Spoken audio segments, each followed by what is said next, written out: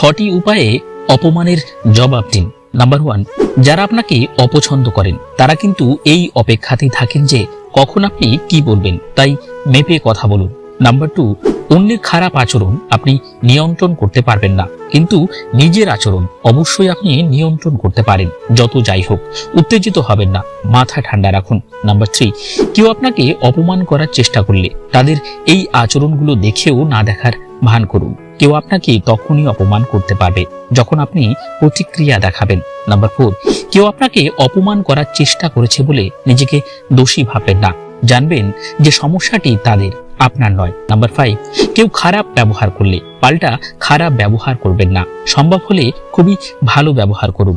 এতে হয়তো তারা একটু হলেও লজ্জা পেতে পারেন আর অন্যায় চেষ্টা থেকে দূরে সরে আসতে পারেন। নাম্বার 6, যারা অপমান করার সুযোগ খুঁজছেন তাদের নিজের কোনো দুর্বলতা বা ত্রুটির খোঁজ দেবেন।